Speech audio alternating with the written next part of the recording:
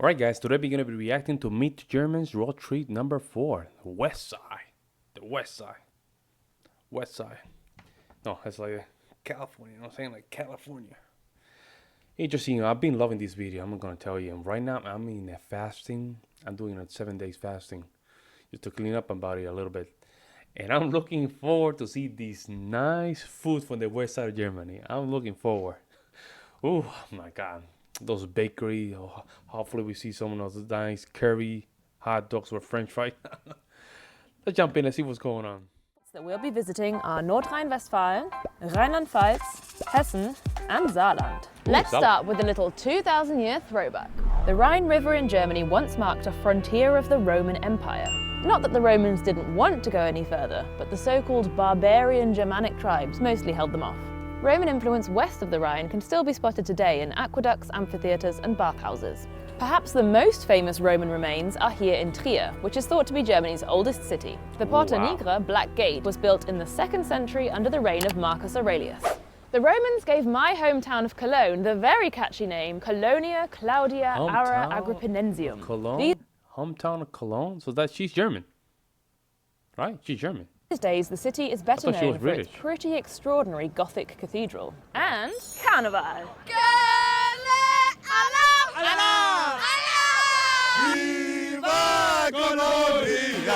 The so-called 5th season kicks off on 11.11, the 11th of the 11th at exactly 11:11 a.m.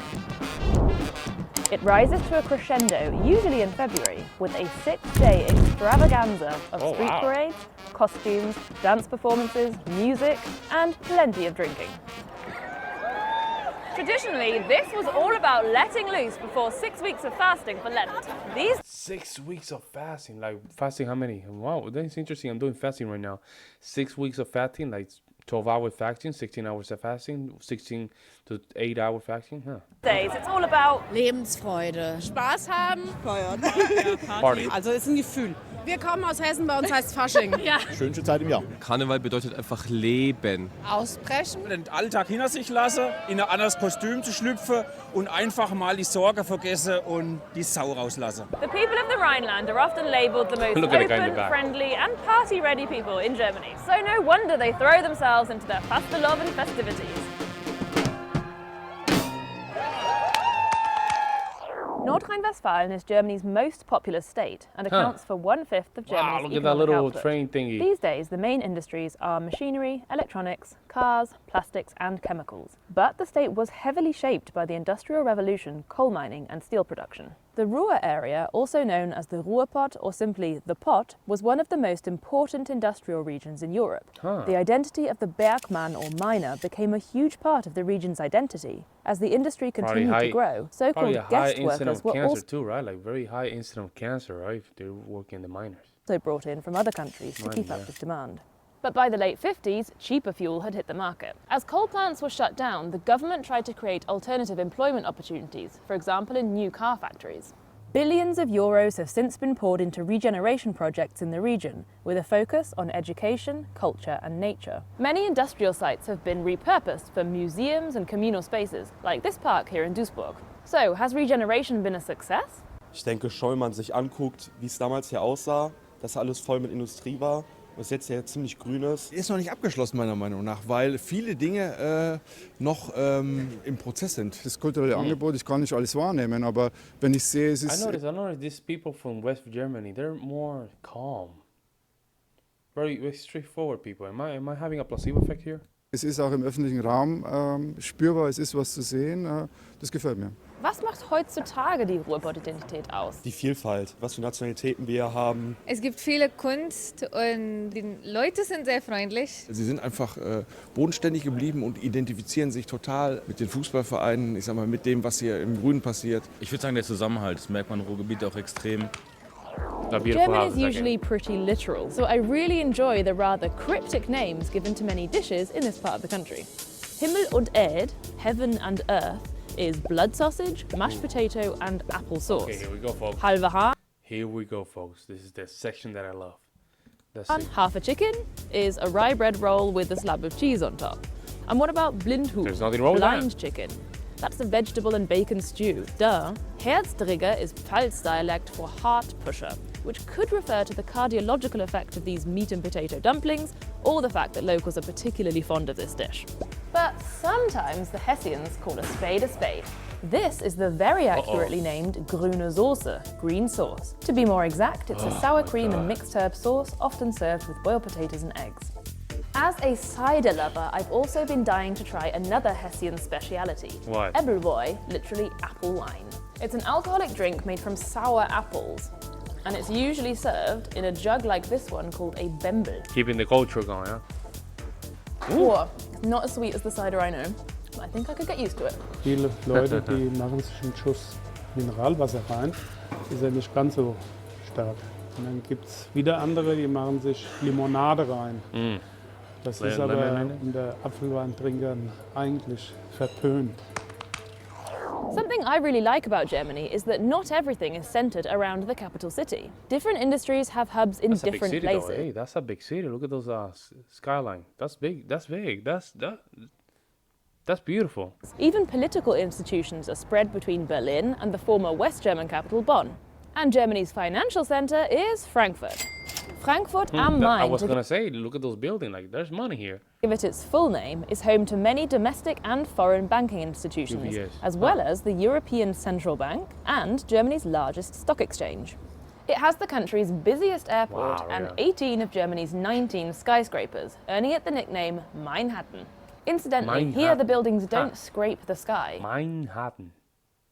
Yeah, a little Manhattan, more like a Milwaukee. Boston, I would say. Or Houston. They scratch the clouds, Wolkenkratzer. But beneath the surface of suits and skyscrapers, Frankfurt has an underground claim to fame as one of the birthplaces of techno music.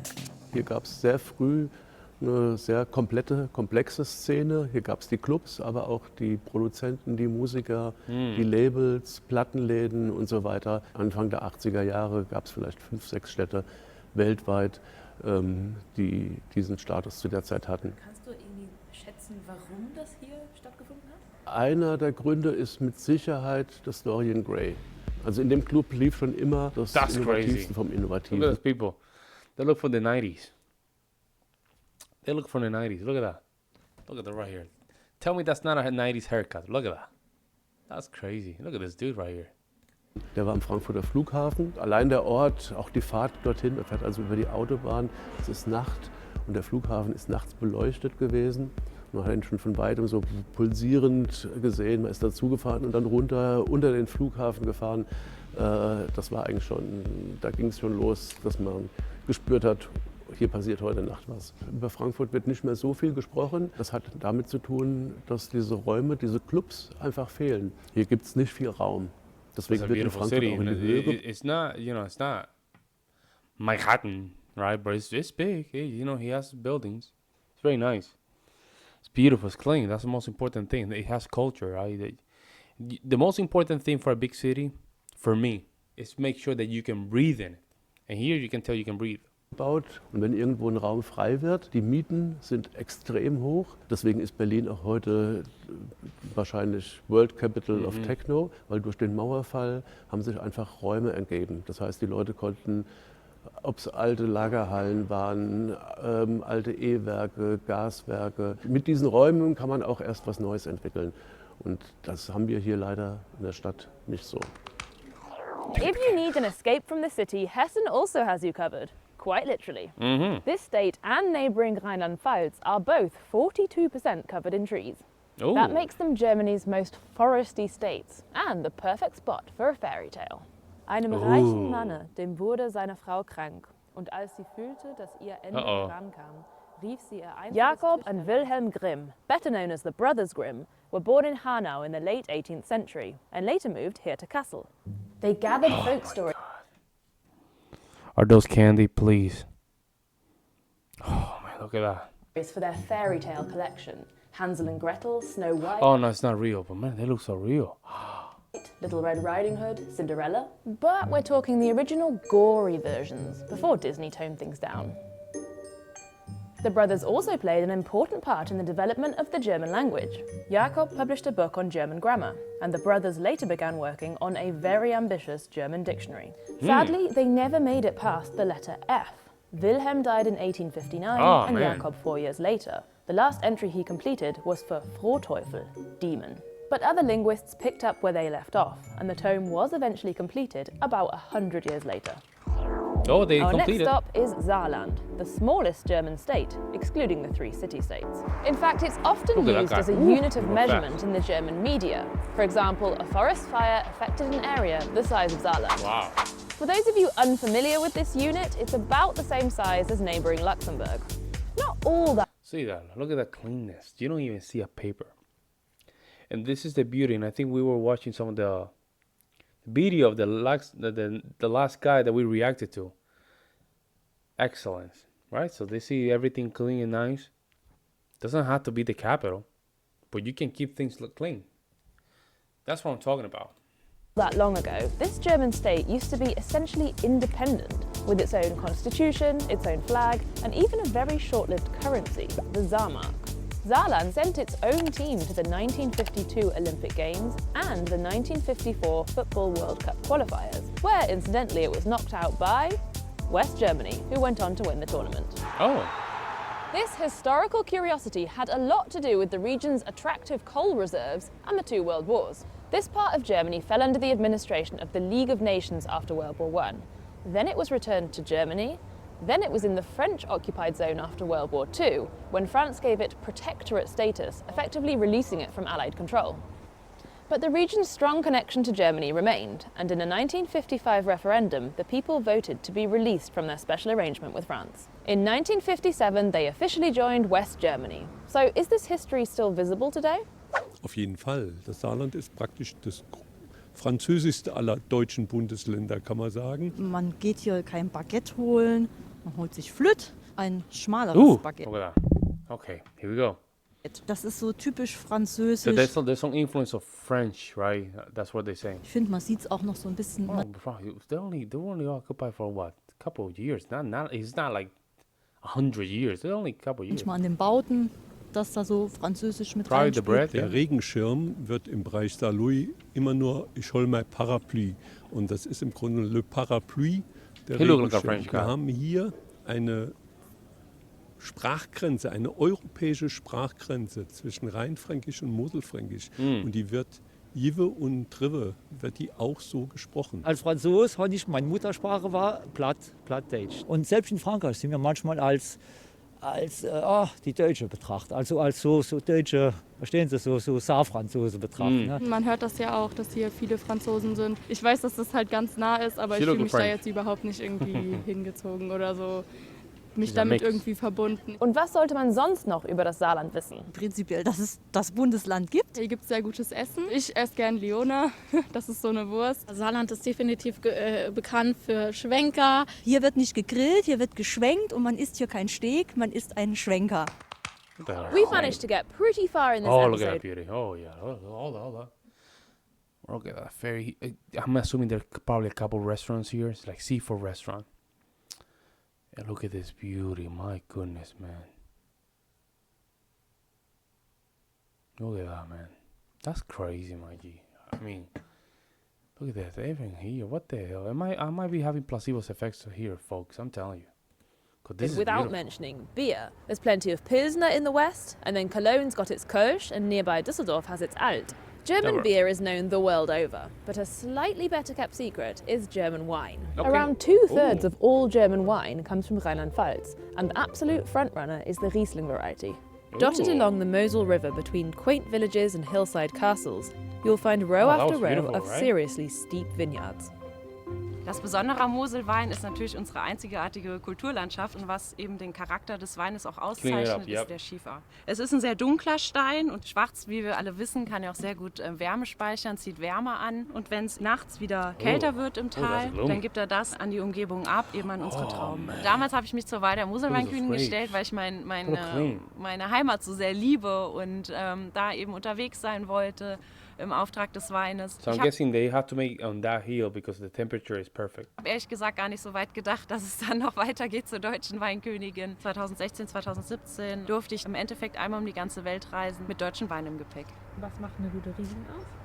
Ein guter Riesling macht natürlich das gute Moselklima aus. Dann sollte er eine schöne Süße haben, also nicht zu süß, ein bisschen. Und dann natürlich die knackige, frische Säure, die den Mosel-Riesling auszeichnet. Can you pick up some grapes and eat them? Those. Can you? They look good.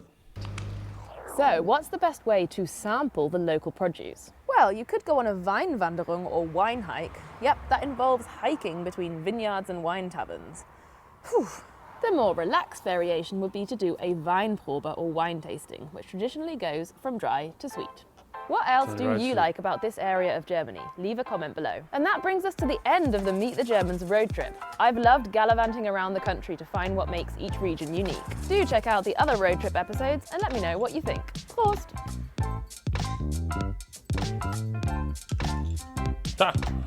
That's funny. Is that Marx? That's Marx, right? Huh. I might be getting too much into it. But nice video, man. But in this one, they didn't show a lot of food, right? Nothing special about the German food in that region. There has to be something. Oh, man. I was looking for those sausages with curry and ketchup. I can imagine you can put some spicy stuff in those French fries. My God, man, I'm hungry. Man. It's hard, folks. I'm thinking about that bakery. Some of those supermarkets, they have those bakery. That fluffy bread that the guys were making in the morning. Oh, my goodness, man. Poof. Let me know what you guys think in the comment section below. And tell me if you're from this region and how similar is your food from the rest of the region of Germany. She just showed like a piece of bread that looked like a French bread. That's pretty much, and that's it. I want to know more. Let me know what you guys think in the comment section below, and I'll see you in the next one.